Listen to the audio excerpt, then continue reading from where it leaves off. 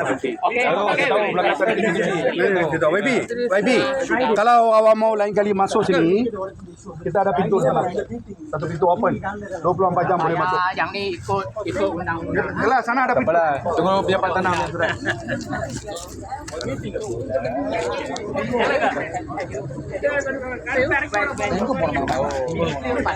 Tadi pun bincang dengan pejabat tanah. Pejabat tanah pun kata buka. Apa masalah sekarang ni Pak? Buka, mereka nak masuk. Sebelum ini pagar ini hutan apa pasal tak nampak? Okey. I tak nak bincang pasal kita bukan nak gaduh kan. Kita nak selesaikan masalah kuil. Sekarang you orang nak parking dia kan. Parking mereka dah okey, tadi dah bincang. Okey. Okey eh. Lu sudah bikin kecoh macam ini baru tadi kita bincang baik-baik. Cuma mungkin Datuk tadi panas datang sini panas. Kita dalam meeting orang bantai gitu macam kita dalam meeting kita dalam So okey, kita nak cari penyelesaian kan. Apa yang berlaku kuil yang Sri Wiragati Vinayagar Alayam ini lebih daripada 100 tahun. Ini satu kuil yang terbesar dalam Rawang lah, dalam Rawang. Kita mengalami masalah parking, ya, masalah parking nombor satu. Di depan kuil, tanah-tanah yang depan kuil ini zaman-zaman dulu sudah diberi pemilikan. Tahun 2006 kami ada satu mesej daripada bekas Adun Datuk Tan Sri Hang. Kita dapat tahu ada kawasan Kampung Raja. Kampung Raja ni belakang sini ada satu Chinese temple dekat sini. Tanah seluruh kawasan dekat sini ni akan dibuat development. Ya, development. So terlibat dalam projek itu mana yang persebelahan kuil ini ada juga terlibat. So kami pihak kuil kita bantah dan beritahu dengan wakil rakyat, dan juga pada masa itu kita ada bincang secara dalam satu budi bicara. Kita minta pihak kerajaan kalau boleh jangan bagi apa-apa kelulusan sebelah kuil itu belakang tapak perniagaan, kerana depan sini semua ada tapak perniagaan. Kawasan ini tak ada tempat untuk cukup parking kereta. Pada masa itu kita minta kalau boleh lapangkanlah di sebelah kuil dengan belakang tapak perniagaan itu untuk kegunaan awam, dan pihak kuil boleh diguna. Kerana penganut dekat sini setiap kali kalau masuk kita buat perayaan besar-besar tak kurang 5,000 orang. So masalahnya sekarang kita sudah 10 tahun baik pulih kuil, dan sekarang kita ada buat perayaan besar-besar pada hari bulan 5 bulan 7 2006 kita ada buat satu perayaan besar-besar. So saya jumpa dengan ahli majlis Tuan Anand, ya, Zun 15, dan saya minta nasihat dengan Tuan Ahli Majlis, dan bawa Tuan Ahli Majlis turun padang dan jumpa kawasan yang tempat yang sebelah itu. Kawasan yang semak, sampah sarap, teruk sangat. Ada juga tempat bakar. So saya mohon dengan majlis kalau boleh bagi bantuan sikit untuk bersihkan kawasan itu. Dan saya bagi satu surat kepada Majlis Persatuan.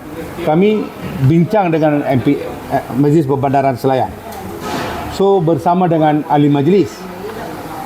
Dari penasihat daripada majlis, mereka nasihat kami boleh untuk bersih, tetapi pada masa sekarang majlis pun tidak ada bajet kerana kawasan itu banyak semak. Nombor satu.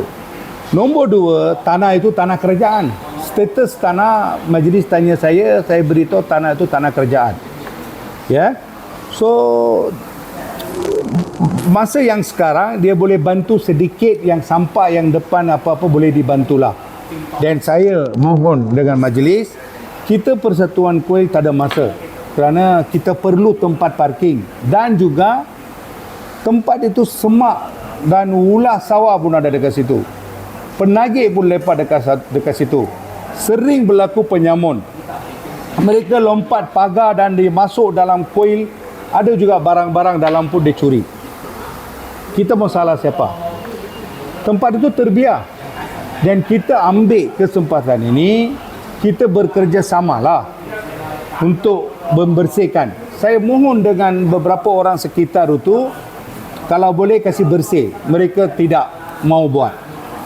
So, kita ambil satu bajet daripada daripada kuil, 50,000 kita bajetkan untuk membersihkan situ. Itu terpaksa sebab kita ada buat perayaan besar-besar. So bila kita sekarang semua sudah bersih, ini sudah ada satu bantahan daripada salah satu orang, dia nak tuntut tapak itu. Dan kita tahu tanah itu tanah kerajaan. Mereka kata mereka ada duduk di situ. Apa yang kita persatuan kuil ini kita sakit hati sakitkan hati. Kita ada wakil rakyat duduk ke Rawang. Wakil rakyat ini kita anggap dia boleh bantu dan boleh duduk dan bincang lah. Apa saja isu boleh dibincang, dapat diselesaikan. Asal usul sejarah itu, apa pendapat daripada pihak kuil itu, dua-dua pihak dan duduk dan dengar.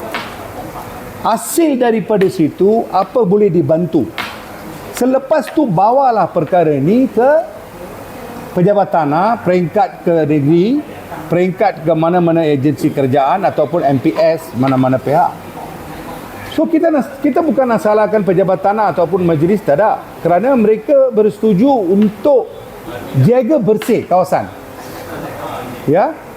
So dalam masa ini YB terus bawa dengan beberapa orang turun dekat situ nak rubuh itu pagar yang keliling kita pasang. Kita penganut persatuan kuil ini, kita pasang pagar itu bukan kita nak cari gaduh, tak ada. Kita nak selamatkan kawasan itu dan kita nak selamatkan orang buang sampah. Kita nak selamatkan sekitar dalam masuk keluar itu penyamun banyak masuk dekat situ. Penagih lepas dekat situ. Ada masa kita bersih, kita nampak motor, 4 biji motor yang bakar dekat situ. Ada juga satu motor masih lagi dekat situ. Ini semua orang tempat dari Semar, orang penyamun lepak dekat situ. Kan mereka lompat dalam kawasan kuil. Ada juga dia curi piestong, dia curi, ada barang-barang simpan dalam itu dia curi. Ada sedikit besi-besi yang penting itu semua dia curi. Dapur dia curi. So hal-hal kecil ini dia berlaku. Mintalah wakil-wakil rakyat ataupun DESCO untuk ataupun pihak daripada kerajaan negeri, MB, ya, bantu untuk selesaikan masalah ini. Kami Persatuan Kuil juga rayu, nanti kita akan buat beberapa permohonan untuk mendapat menyelesaikan secara baik.